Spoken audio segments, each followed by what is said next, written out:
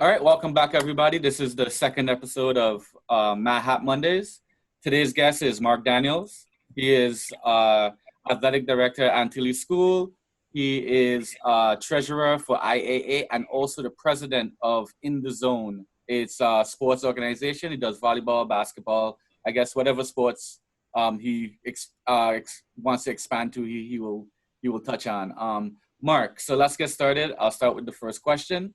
Um, You've been in the spotlight as IAA president and also with other roles, such as your role at Antilles right now. What are you doing now that you're excited and passionate about? Um, my club, in the Zone Athletic Club, if this pandemic did not hit, today would have been today's the 29th, so we would have been at Universal Studios right now. We would have been finishing up the tournament yesterday. Yesterday would have been the last day of the tournament. And I was taking 5 teams to Orlando, coming up at different times, and would have been competing in the AAU Volleyball National Championships. So the first team was a 12 and under team, and they were supposed to come up, uh, travel on, I believe it was June 14th or something like that. And today the older team, the 17 and under team, which would have had players from St. Thomas, St. Croix, and St. John, and then I had a 15 and under team, and I also had a 14 and under team and a 13 and under team. So I have quite a few people in my club. We had a league that was going on. We had over about 10 teams. 9 teams were club teams, and we had Sky High, and we had some 3 male teams. So to compose the league, so comprise the league, and we even had a 10 and under division.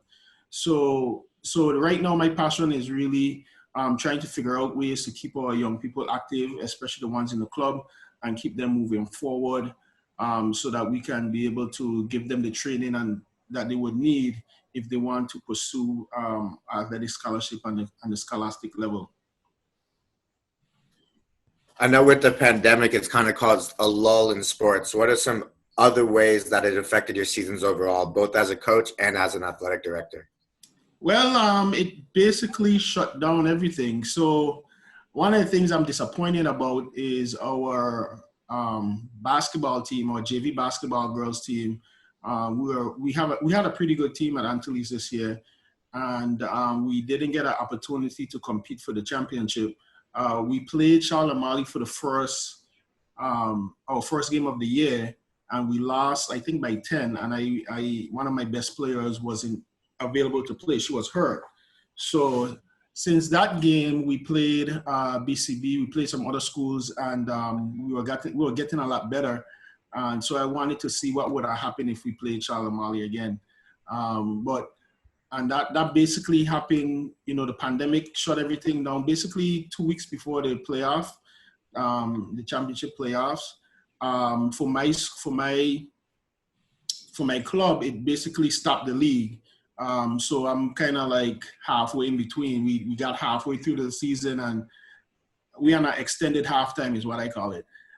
So what I'm going to do is, once we are clear to play again, whenever that is, I'm going to finish the league, because I have trophies and everything already.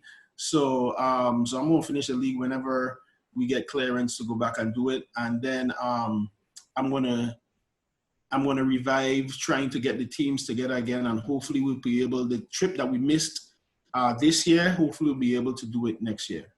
So and that's for my club. IAA wise, we missed softball and we missed soccer. Those leagues didn't even have an opportunity to start. On the elementary level, we missed flag football and we missed girls soccer, boys soccer. So we missed, so soccer took a big hit because we weren't able to get any games in. So like I know we were practicing out. My girls, Antilles girls team was starting to practice. The JV team was starting to practice, and our flag football boys was starting to. I think that the week when everything got halted, they had just started practice. So hopefully we will get things back up and running, and I'm hoping that that the governor would give us the leeway. Well, I guess I'm not sure if it's completely entirely up to him, but I hope that we'll be in a better position that we can at least get the fall sports up and running. And at least hopefully, if at the worst case scenario, at least by basketball season, we should be running back to, well, close to back to what we used to do. Awesome, man. So with this, like you said, time off or the extended break and extended halftime, like you call it, what are you doing to keep in contact with your athletes? Are you Skyping or Zooming, giving them little things to do at home to keep them, keep the practicing going? Well, to be honest, I really did. I did a poor job in keeping in contact with them. I've sent them messages maybe once a month since we started this, and which is bad on my part. But I'm working on trying to see if I can get them in the gym to start working out. The fitness gym, not the actual gym, but to keep them going. But some of the girls have sent me TikToks that they did with, so I know they're hungry and they want to play. So I'm gonna try to, now that school is over, because even though we're on pandemic, I still, Antilles school still had classes. So I still had, we're doing classes online. So what I translated it for me for PE was we were doing workout videos online. So, and I still had to do grades and all that stuff. So even though I was home or sometimes I went to the health class to do it, I was basically still working. So, but now that all that is done, so I'm trying to figure out a way that I can get the girls in the gym, even if it's on a rotation basis, if I could get them in maybe 10 at a time or something and keep them physically active. So hopefully I can be able to roll something out by next week. With the possibilities of schools reopening in the fall, how do you see the landscape of sports in the territory? Well, it's I know for IAA, we're gonna do our best to try to have sports as usual. I know nationally, it seems like they're still trying to have a football season and still trying to have some of the fall sports. So I'm assuming that if things does not get better, then they will make the necessary changes as needed. But we're gonna meet, I believe we're meeting sometime this week to tackle that discussion, to figure out how we're gonna proceed. It's tough because you just don't know. You could do all this planning and it could all be in vain, but I guess we need to plan and have a plan instead of, and then it doesn't happen and it happens and we don't have a plan at all. So we're gonna plan and proceed like we're gonna have a season, and that we can be able to have a flag football season. Make sure we try to have a volleyball season.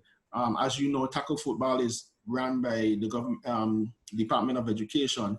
So I'm not sure what their plans are. So, and I believe St. Croix IAA is moving forward with a plan also. So I believe both IAAs will be planning to have a season. If the governor or the authorities that powers that be say that, it's not feasible for us to do it, then we'll acquiesce, but we will try to come up with some type of activity for schools and our kids. So everybody knows you mainly as volleyball coach. You are a tremendous volleyball coach. You take your players to tournaments all over the States and stuff. Can you, one, tell me about the volleyball circuit? Tell me how competitive it is when you take your girls away or take your teams away. How is it playing against other teams from around the world? And two, tell me about any up-and-coming Virgin Islanders that is playing away that people should know about. Right now, volleyball in the territory isn't where it used to be. So usually when we go away, it's a catch-22 because the children in the States play all the time. So usually when we raise the money and we travel, because we haven't been doing it so much on a consistent basis. So like the last time I took a team was in 2014. 2014. So, and I believe Sky High took a team last year and there was a team from St. Croix that went last year.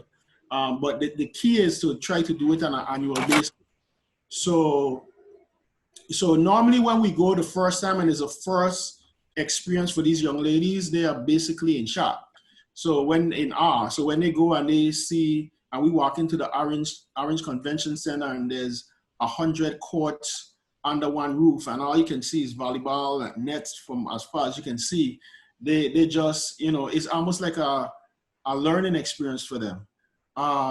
So what I want to do is make sure I want to do this on a regular basis so that it's not a one trip per year type of thing.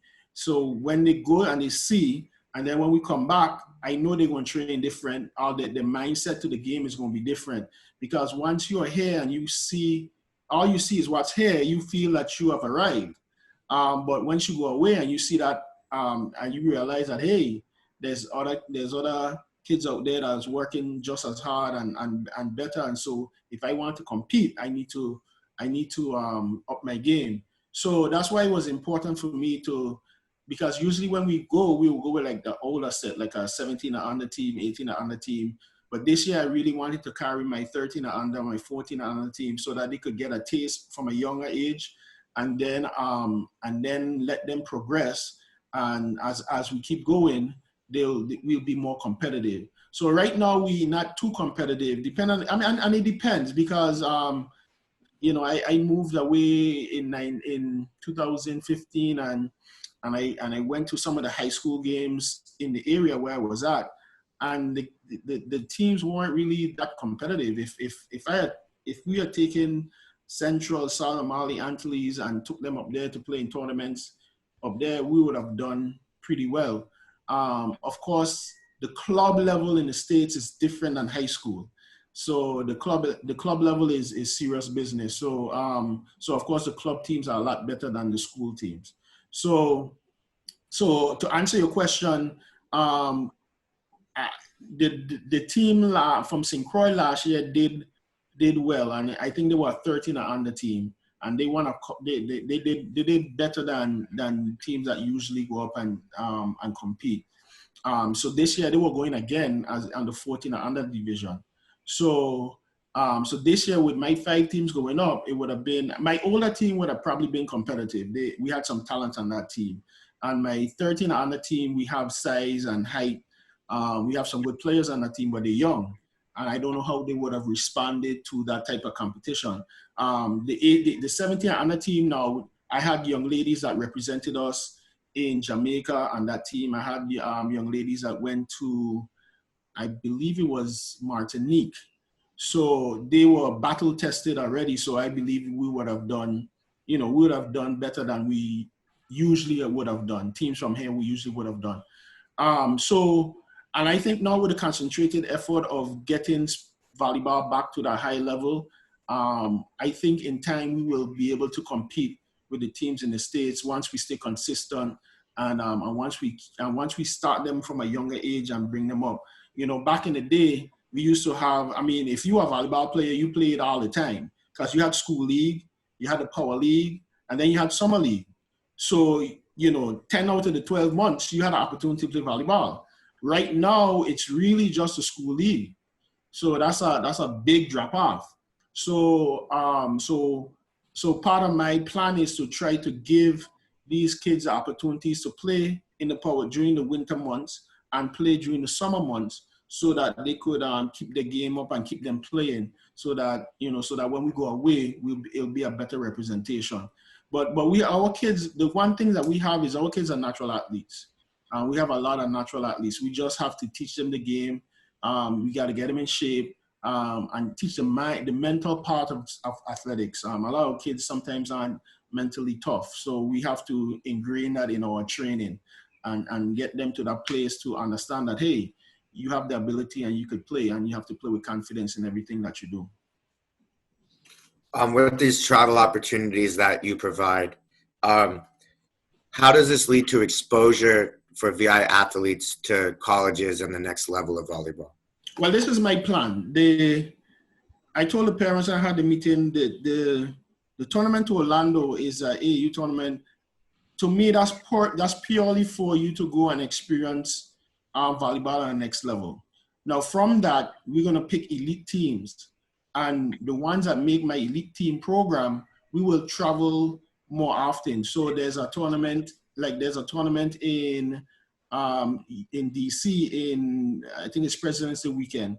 And there's also usually one in Georgia, the Big South tournament, and that's usually around Easter. Whenever Easter falls, it's usually around that weekend. So those two tournaments will be more targeted to try to get the kids to be seen in front of college scouts. Now, of course, in Florida, there are scouts there too, but the focus of the trip is different. My focus for the AAU tournament is really to get them exposed to volleyball on a higher level, and then the training in, like, for the I try to remember the name in DC. I think it's a Capital One tournament, and the Big South tournament that will be more specific. So the training will be different, and everything will be different for those tournaments because it's a different purpose. So when you go for that, we want to market you and get you to a level where you can play in the next level. Is there anyone that you're working with now that you think should be highlighted for their work ethic and their skills? Or man, we have a lot. I think we have a few. I would think the best player in the territory now probably maybe, I think her name is Lake. She's over in St. Croix. She plays with Complex School. She hits the ball a ton. So if she works on her passing, she'll be a very good prospect. We also have a young lady named Zoe who goes to Central, a good setter. We have players over here too. We have Olivia, who's at Montessori. She's only in 10th grade, but I think she has great potential. Montessori has a bunch. This year, Montessori has a bunch of players that are pretty good. Layla, Tiana, they have, what's her name? Ramos, Bria Ramos. She's a good passer. She's kind of short, but she can control the ball. She played libero for us in Martinique and won the best libero award. So the last two international tournaments that the Virgin Islands played in, we won the best libero award. So that says a lot. The one that in Jamaica, Sophia Cruz out of St. Croix, she won that award that year. And then Antilles, we have Maddie Benway, and we have Alex Hargrave. Who else do we got? Jada Lake. So we have a few young ladies that, I can't forget Nikia Saru. She has probably the best upside. I think she may be the best athlete out of the whole group. She jumps well. She still got to work on her hitting, but I think they train her to set. So, but she's definitely one in the private school and the public school side. Trying to think from Eudorica, and they have Katisha, and I hope I didn't forget anybody.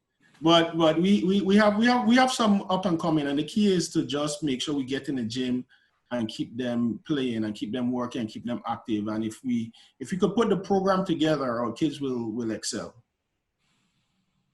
What are some ways that you think we can improve the overall experience of being a high school sport athlete in the Virgin Islands for the kids that are playing sports right now? Well, one of my pet peeves is, one of the things that is happening now is a lot of our top athletes is relocating to the States.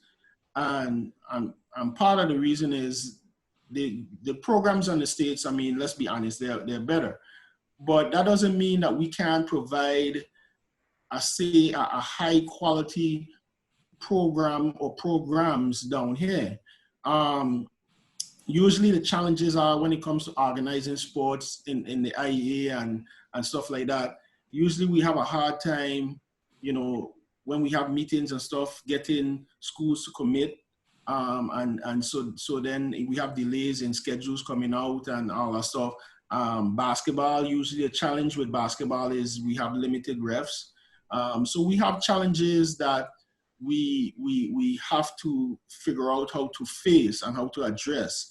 And once we address them, we will, we should be able to put a sound program together for Virgin Islanders. One of my goals and dreams, I would love to see varsity played on a territorial level.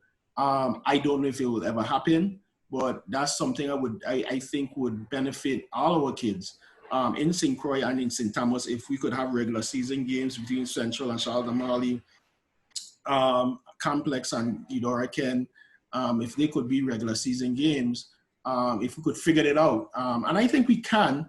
We just have to have like-minded people in the room, and of course there'll be challenges. Of course, we will need assistance because IAA, St. Thomas, St. John, and St. Croix for years have been running without any financial assistance from the government. So so now in order to do a combined league, of course, we would definitely need some assistance. So that's just my dream. And I just hope that all of us in leadership in the organizations, in the board organizations, would work together for the betterment of our kids. I think all the people in leadership want the best for our kids, but I think we have different ways in how to achieve the goal.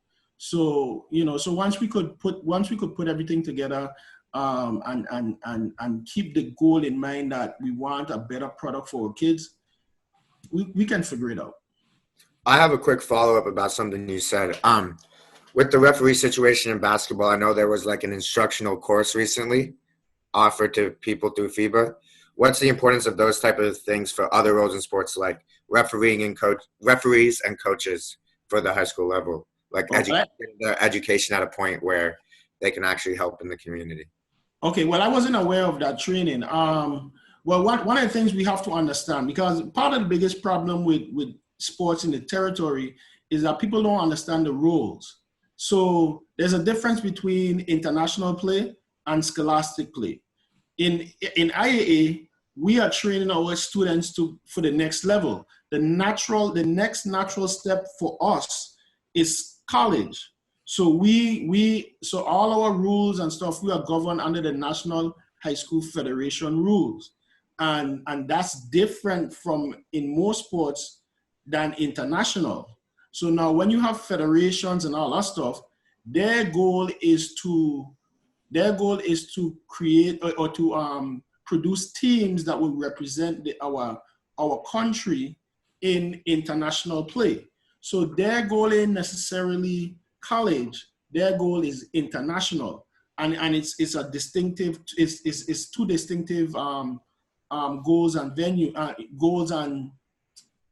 it's two distinctive goals. Yeah. So for scholastic, our job is we trying to get our players to the point that they could go to college and succeed and be successful academically, be successful on the court or the field, and just be successful in a personal life. International now, so now that's why when we have like Man League and Zero Tolerance and those type of leagues, usually they are played under international rules because in order, really and truly, if you are entity, if you have a nonprofit or you are a basketball association or what have you, you should be tied into your federation. And once you're tied into your national federation, you generally going to follow the rules that they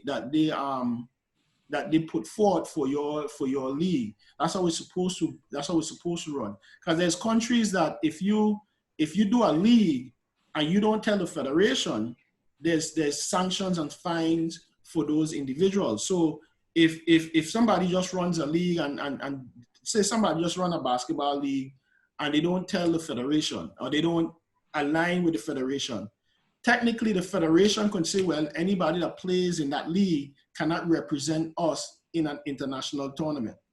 And fines can be levied to that organization also. So, but down here we don't always adhere to those rules. But sometimes, but in other countries, that's how it is. So, but for us, I think I lost track of your question.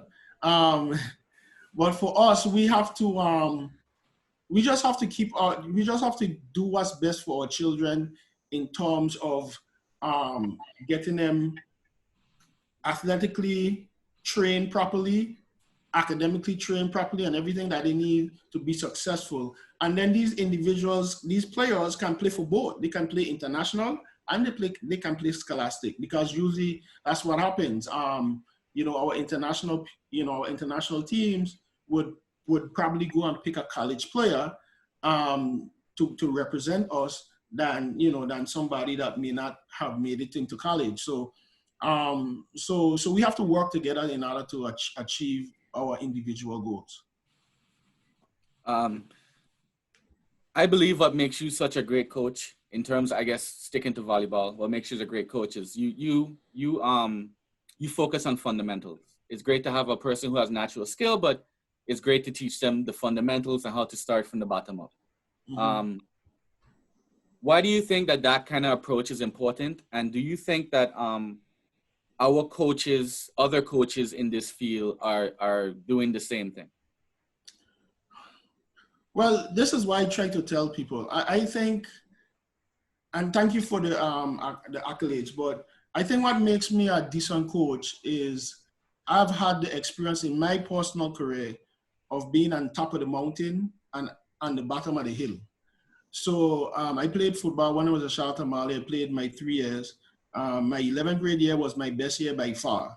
I had about 40. I had about 2 or 3 touchdowns a game. I don't remember exactly how much it was, but we had a good team. I mean, usually by halftime the games were done. But we had a good team. And my senior year was probably my worst year ever. I couldn't catch a cold. And part of it is because, the summer of my junior year going into my senior year, I went away for the Boy Scouts to Wyoming the Wyoming is an outdoor leadership school, and we were up there and it was cold like nobody business, and we were hiking for 2 weeks through the mountains and all that stuff, and we didn't see a body of water for like days. So we came up to this lake and I was like, man, we had a day off, so I was like, man, I'm going to take a swim. So, and the water was cold, so I said, well, I'm gonna just swim across and that's it. When I reached about halfway, my body just started to shut down, and I was drowning. And a boy Drew from South Carolina jumped in and got me, and that experience. So I almost died. So the experience kind of put a lot of things in life in perspective for me, and really and truly, when I came back, I wasn't the same person, because sports wasn't as important to me at that time. So I went from being probably one of the best players on the team to just, I still had a decent season. I still made the All-Star team and stuff that year, but it wasn't the same season as I did the year before. So, and I tell people all the time that usually a good player makes a horrible coach, because a good player has that inner confidence in themselves. And when they tell you to do something, when they tell their body to do something, it normally is going to happen. And if they tell a player to do something and they can't get it done, they can't figure out why. They can't connect the dots, And for me, having experienced both ends of the spectrum, I think a lot of times with our athletes, it's not that they don't have the skill, but they don't have the confidence in order to execute the skill. So for me, if I see that you can do it once, I don't care if you didn't practice or you just playing around with your friends. If I see you do it once, and now we come in a game and you ain't doing it for whatever reason, I figure it's not that you can't do it. It's just under those set of circumstances, confidence in yourself to execute the skill. So one of the things that I do is I just try to feed my kids confidence. And I guess the team that I'm most proud of, I've coached a lot of teams. I've coached talented teams. The most talented team I probably coached was probably the 2012 team that won the Caribbean Championship in St. Croix. That team was just full of talent. and I've coached some talented high school teams and stuff like that. But the team that I coach, a high school girls team that I coach at Antilles, I believe it was 2014. We didn't have the best talent at all.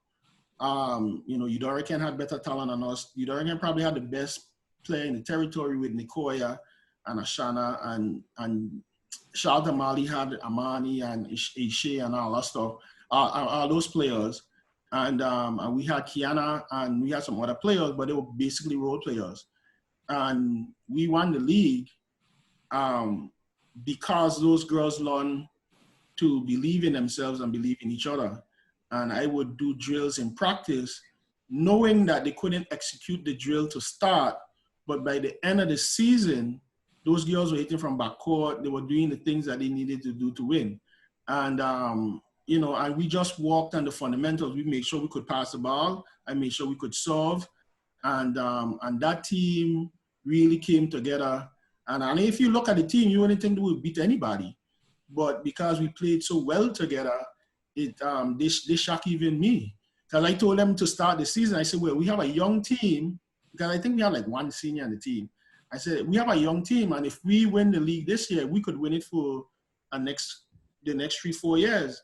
And ironically, we won it that year, and we haven't lost the championship since. We won. Antilles School has won the championship in St. Thomas for the last 6 years, I believe, the last 6 years or so. So, but you have to. But sometimes, sometimes as a coach, you have to analyze what the problem is. And sometimes the problem has nothing to do with the sport. Sometimes they may be having issues at home. Sometimes they may be, and sometimes we have to understand as coaches that we have to address the person first, and then they will give you what you need as an athlete, especially when you're coaching young ladies. Boys generally could compartmentalize the two. Usually boys would be more focused, but young ladies, they wear it, they wear the passion on the sleeve. So, and usually if stuff ain't going right with them, they just ain't gonna come and execute for you. So, so I try to see what the problem is and try to get to the root of the problem.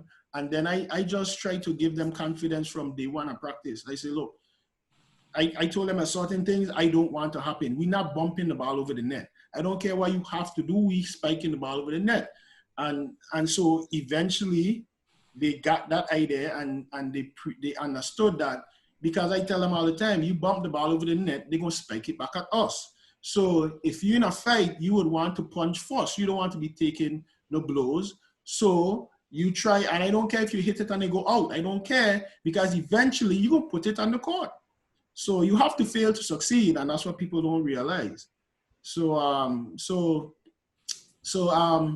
say all of that to say, you have to give your kids confidence and instill in them the confidence. And even when they don't seem that they're getting it, find the true root of the problem, because it may not be them not having the ability to execute. It might be a confidence issue. It might be a personal issue. It might be something else other than what you may think it is. So. Yeah. I know you have a history of being involved with leagues such as like Zero Tolerance that focuses on young athletes. What's the importance of getting kids involved at a young age, like in the elementary leagues and clubs from like that age group? It's important so that they can learn the right techniques young. That's important. Oftentimes, one of the mistakes that we make is oftentimes we put our least experienced coach to coach our young people, the younger players. But really and truly, it should be vice versa. You should put your best coaches to coach the younger ones so that they can develop the correct techniques, so that when they get older, you don't have to break bad techniques to get them to be able to excel. So, one of the things in volleyball that I've learned is that usually we have people that they approach off the wrong foot. And if you jump off the wrong foot to hit the ball, because you're young and vivacious, you might be able to get away with it. But in time, it's going to put and do stress on your Achilles and your shoulders, and it's going to affect you in the long run. So it's really important that we teach the fundamentals, and it's hard to break habits, especially if they've been doing it for years. So, but if you get them early and you say, oh, that's a bad technique, you need to fix this, and you get them to fix it, then at a young age, then eventually they'll be able to excel more in the sport. But sometimes coaches, just because the child might be executing the skill, they may not want to touch the technique. But you have to give them technique if you want to give them long-term success in the sport. So and to me, you're always learning. You learn in practice and you learn in games. So you don't practice one way and then go back to your old bad habits in the game.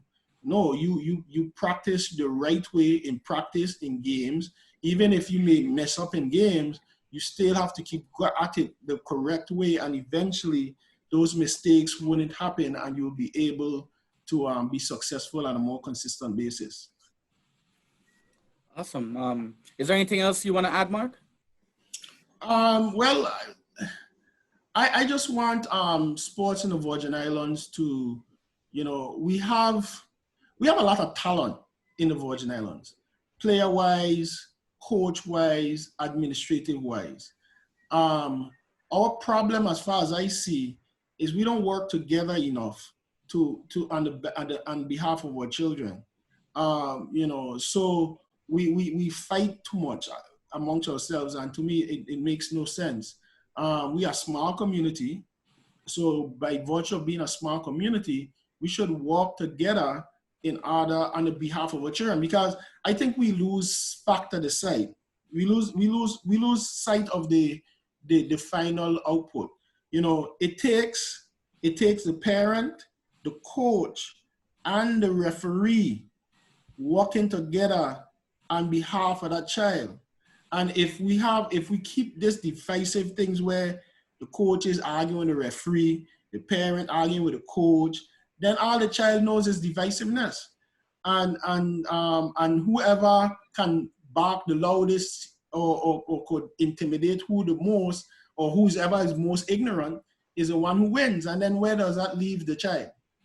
And then when they leave here and go to the States and it's a different ball game, they kind of get lost in all the nonsense. So I really hope that all of us can come together and try. I know Tegan will say all the time he's the only basketball coach that never got tech in high school basketball, but I never got tech in high school basketball myself. So, but because I realized that in the game, the referee in charge. He may call something wrong all the time, but he in charge.